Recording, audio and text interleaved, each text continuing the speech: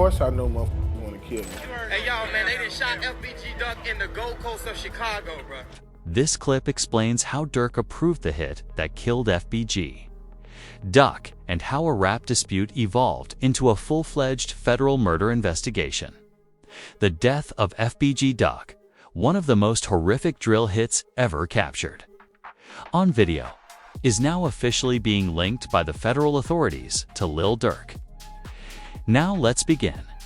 If you are unfamiliar with the drill politics of Chicago, allow me to explain what actually happened. The two most significant people in the game that we are discussing are FBG Duck, who is representing Tuckville and the Gangster, and Lil Durk, who is a member of O Block and the Black Disciples. Disciples, the picture painted by the narrative that has been coming to light through federal investigations, civil lawsuits, and court documents is more sinister than anything Hollywood could have ever envisioned. There was more to this than simply rappers fighting over bars and beats. Family. For more than 10 years, this was some long-simmering gang politics, alleged bounties, planned strikes, and a scheme that reaches the highest echelons of FR, all referenced, but only in regard to the family Durk's collective, which authorities are now classifying as a criminal enterprise. August 4, 2020, was the day that forever altered the drill scene in Chicago. While Carlton Weekly was located on the Gold Coast, they took part in when Duck shot himself to death outside a Dolce & Gabbana store in broad daylight. He was shopping for his son's birthday. The crossfire caught Kashag Williams, his girlfriend, and another onlooker. Hey, y'all, man, they done shot FBG Duck in the Gold Coast of Chicago, bro.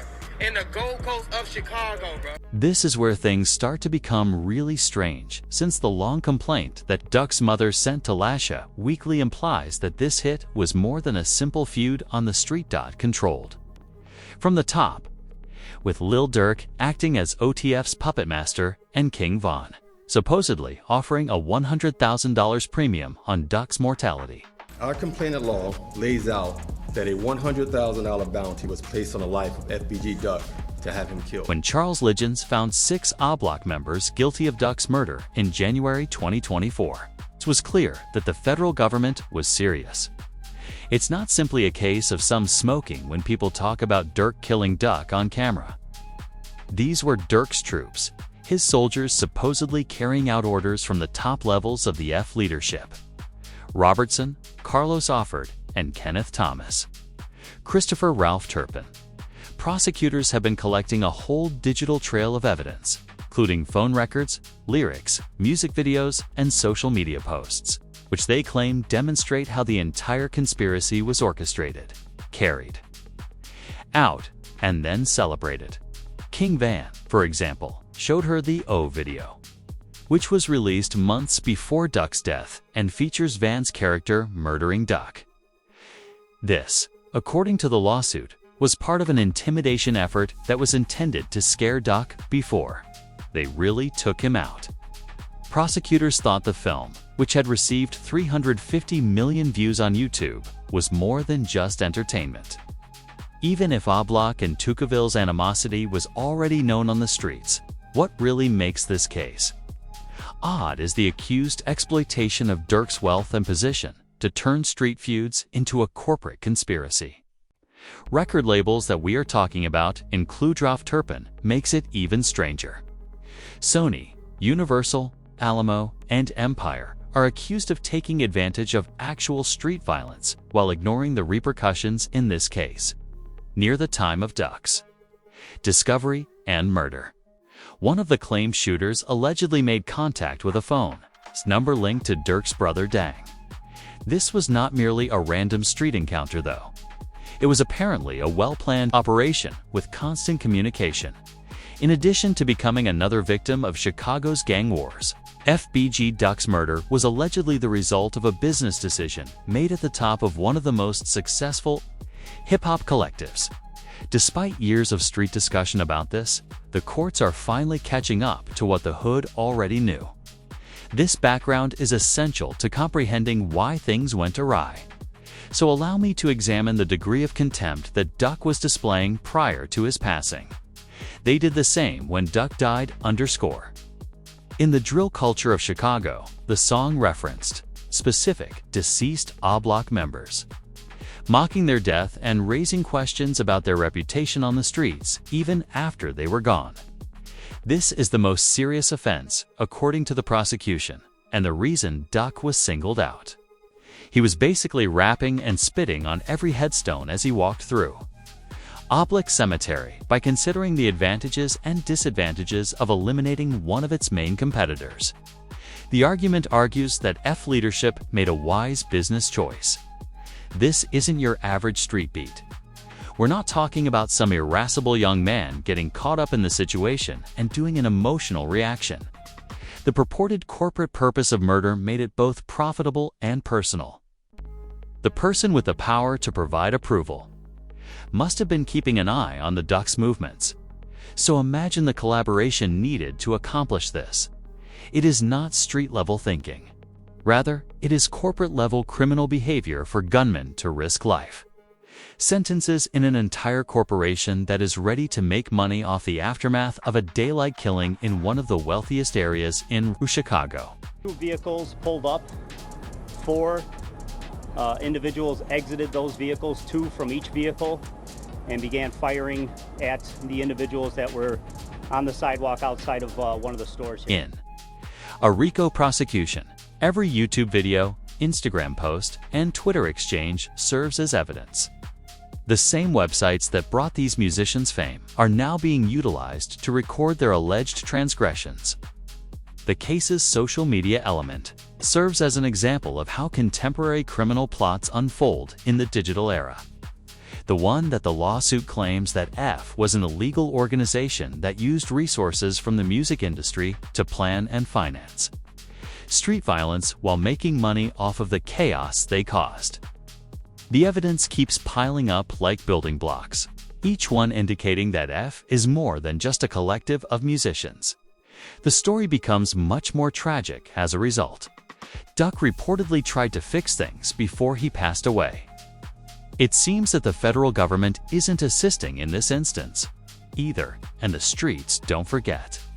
When he paid tribute to deceased members in his 2019 song Chicago Legends, some thought he was trying to make things right. The prosecution was convinced that power and money were the primary motivations, as evidenced by the 102 instances throughout the 229-page case. Every music video scene, every social media post commemorating Duck's passing, and every play of a diss song are said to have generated revenue for the defendant. The dispute now encompasses more than just 2 artists. It's about because authenticity pays and controversy sells. The music industry allegedly turned street violence into a lucrative business model by backing performers they knew were involved in actual criminal activity. However, the story becomes much more intricate as we get ready to learn more through the paper and digital trails. Footprints after providing context for the events. It has the potential to alter our perceptions of street politics and drill rap. Not just barbershop gossip, but wiretaps, federal investigations, and a digital surveillance system are now on the table. It is also unsettling since the paper trail allegedly links Lil Durk to one of the most horrific daytime murders in Chicago. History, piece by piece, the feds have been constructing this conspiracy claim, and each new piece of evidence shows how they discovered this case. Purportedly, functioned as a criminal organization masquerading as a record company. We're discussing a degree of planning and organization that surpasses the standard street beat. These individuals murdered Mr. Weekly as part of their effort to maintain or increase their position in the O Block. Let's start with the "She asked me how high I get. I told her high as a duck." According to the prosecution, Durk's 2021 song Should Have Ducked wasn't simply a diss track. It was a victory lap. According to the lawsuit, this was Durk. Not just a word game. Take advantage of Duck's death by using the murder as publicity. But it's not just a single song. The lyrics to Durk's 2024 song Monitoring Me contain the line, "I don't have to pay anybody to do anything. I've got killers as all my friends." Prosecutors interpret these words as a confession, even though they do not consider them to be artistic. More damning is the social media evidence. Do you recall Durk's tweet that read, "Rip Nusky, on the same day Duck got killed"? The timing was noted by the streets and investigators. And the social media activity pattern before Duck's death is supposed to show a planned murder. Durk allegedly admitted to having a group of shooters on the payroll. The King Von angle is where this whole story really comes together, followed by the response from F members who seem to have expected it. The lawsuit alleges that Van was not only Durk's artist, but also F's underboss, who was accused of designing hits and placing bounties on heads. The Took Her to the O video, which has received 350 million views, wasn't just for fun. Communication reportedly flowed up and down the F chain of command during this coordinated effort. And it was no accident that Ralph Turpin, who provided the Black gunman with Duck's location, had a phone number linked to Dang Durk's brother and alleged lieutenant. The phone logs contain the most intriguing information about the alleged public threat against Duck's life. The lawsuit shows how F became a global brand by glorifying Duck's murder. But it's not just about the money, it's also about the alleged monetization of violence. According to financial records, every time Duck's name was mentioned in a song or his death was highlighted in an interview. Every stream and view allegedly translated into profit for Durk and his crew. They allegedly turned street credibility into commercial gold in a methodical manner. With the more real the quarrel, the more attention they received. And the more real the violence, the more streams they received. Empire and Universal Alamo are all titled, and Duck's death was allegedly a business opportunity rather than just a result of street politics. The lawsuit alleges that these companies took musicians with criminal backgrounds because sales are driven by authenticity and controversy, and they profited from violence while ignoring their artists. Illegal conduct. The killing, and then the celebration of the killing, and the continued killing, all on the name of profit. The prosecution said that it was not a case of some petty street merchants attempting to handle meat in an antiquated manner. But allow me to clarify the true expertise of this purported business multi-million-dollar company that allegedly planned and funded illegal activities utilizing legal corporate structures, and collaborated with major labels for distribution, touring, and merchandise and destroy the property of deceased Block members and serving as fronts for what the prosecution claims is an ongoing criminal organization, claiming that a pattern in the timing of events demonstrates premeditation. When information supposedly reaches F leadership, Duck is discovered and executed in broad daylight after the Took Her to the O video allegedly threatens the public by placing a bounty on his death. Given the time and place, this was a prearranged operation, and the account of that day is self-explanatory. Hey, y'all, man, they done shot FBG Duck in the Gold Coast of Chicago, bro.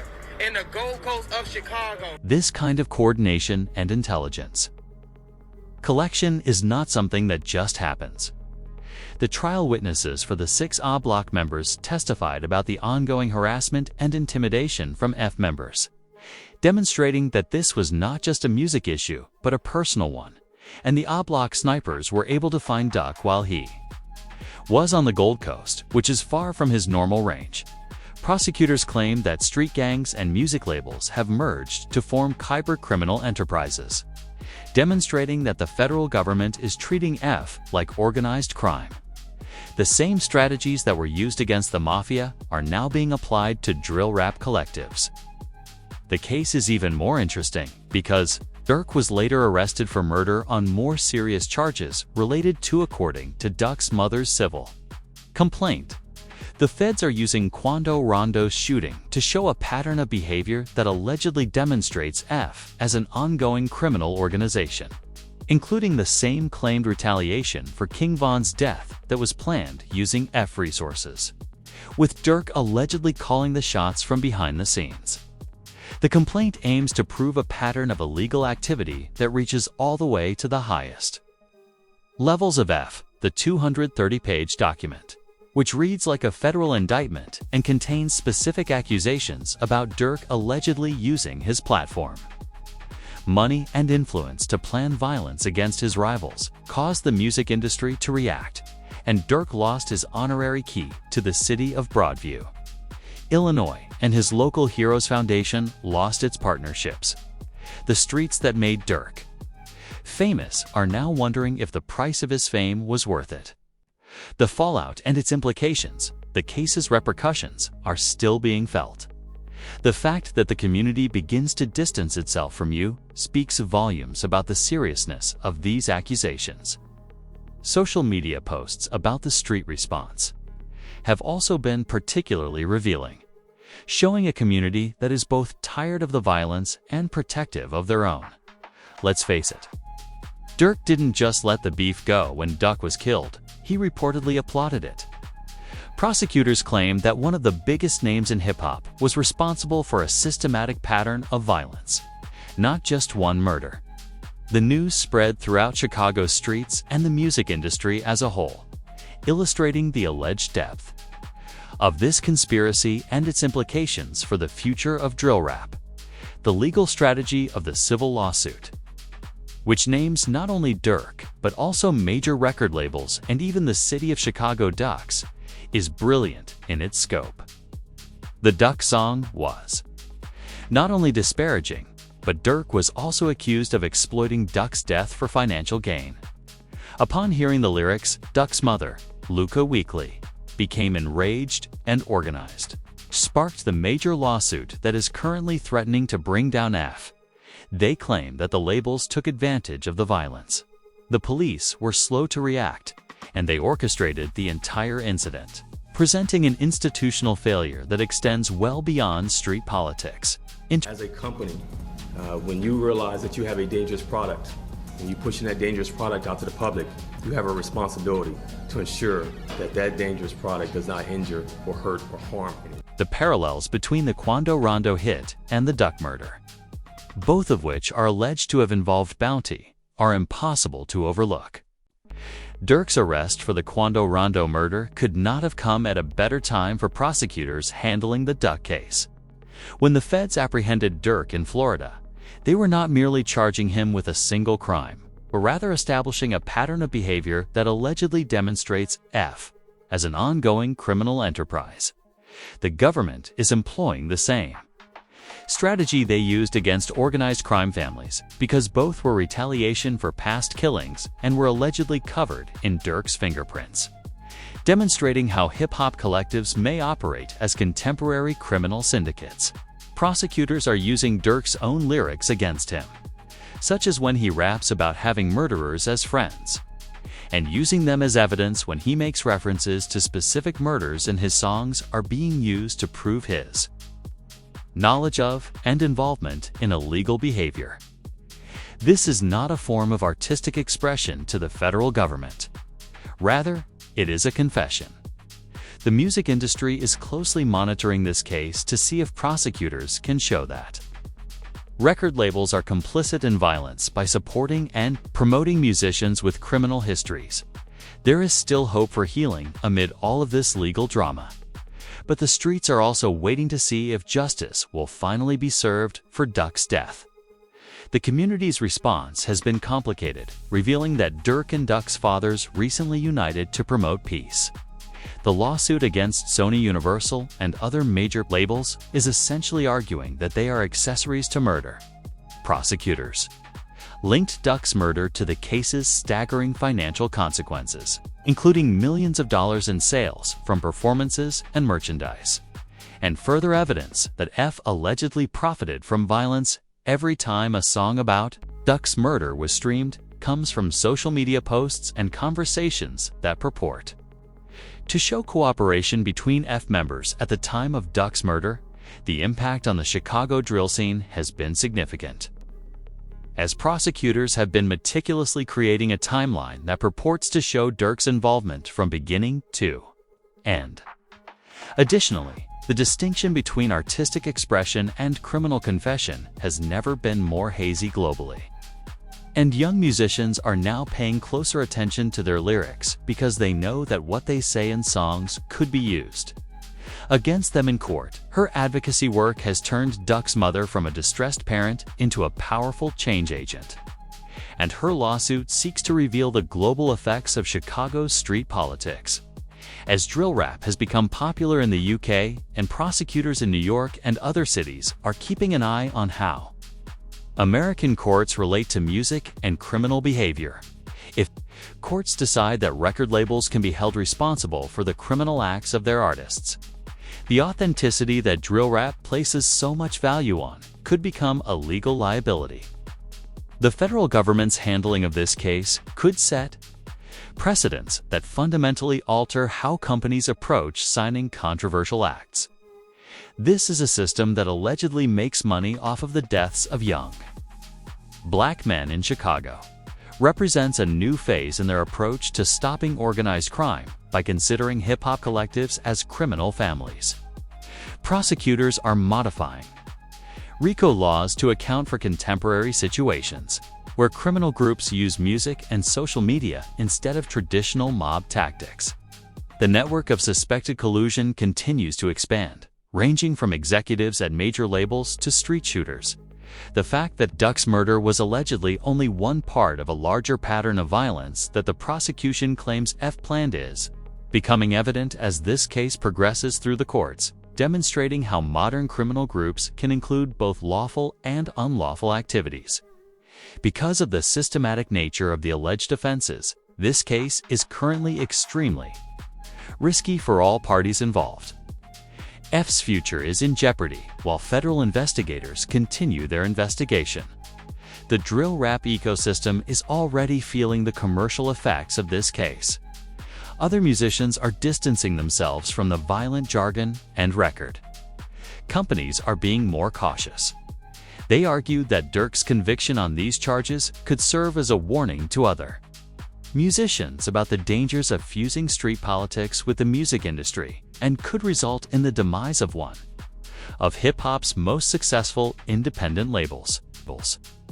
Authenticity is becoming more expensive than beneficial. This case is especially important because it is making the music industry face its role in making money off of actual violence.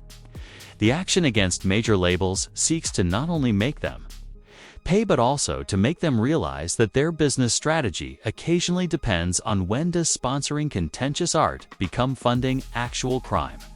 Duck's family's lawsuit basically argues that there is no discernible difference between funding an actual crime and the music industry's ability to profit from real-life street stories without endorsing the violence they depict. If the authenticity of Lil Durk and F is based on their criminal activity, the case will probably have far-reaching consequences.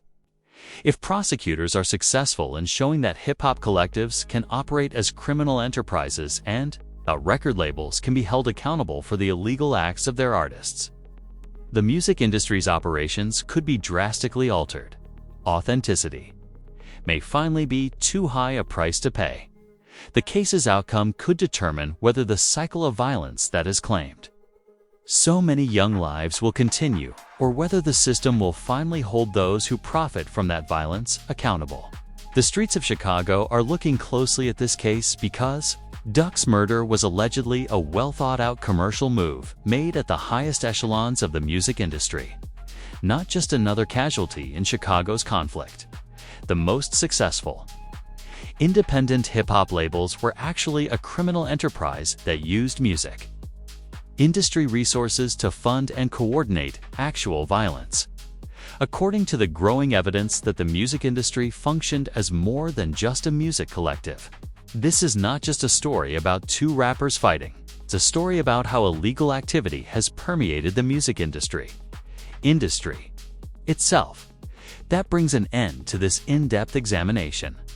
Check out more delectable material like this amazing subscribe button. Click the bell to receive notifications. View the cards that are displayed on your screen to watch additional movies. Remember to leave a comment with your thoughts beneath.